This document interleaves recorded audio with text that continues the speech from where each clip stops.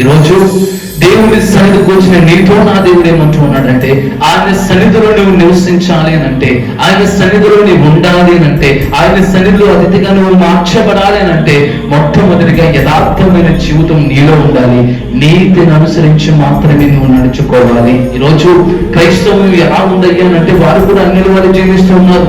క్రైస్తవులు ఎలా నడుస్తున్నారయ్యా అంటే, అన్యులు ఎలాగైతే దేవుడికి విరోధంగా బ్రతుకుతూ ఎలాగైతే యథార్థతను విడిచిపెట్టి బ్రతుకుతున్నారో, ఈ క్రైస్తవ్యంలో ఉన్న చాలా మంది జీవితాలు ఎలా ఉన్నాయంటే అన్యుల వల్ల యథార్థతను విడిచిపెట్టి బ్రతుకుతూ ఉన్నారు. అందుకే ఎన్ని సంవత్సరాలైన పడిన స్థితిలోనే వారు ఉంటున్నారు.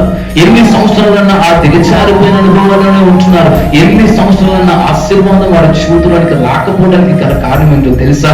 వారు దేవుని సన్నిధిలో యథార్థతను కలిగి ఉండలేకపోతూ ఉన్నారు. కాబట్టి ఈ రోజు నేను అంటాను, దేవుని సన్నిధికి ఎన్నో సంవత్సరాల నుంచి నువ్వు రావచ్చు, ఎన్నో సంవత్సరాలుగా దేవుని సన్నిధిలో క్రైస్తవుడు నేను పేరు పెట్టుకుని నువ్వు తిరగవచ్చు. కానీ నా దేవుడు ఏమంటున్నాడంటే, నువ్వు క్రైస్తవుడు అని చెప్పుకు తిరిగితే సరిపోదు, కానీ క్రైస్తవుడిగా ఉన్న నీవు యథార్థతను కలిగి జీవించాలి.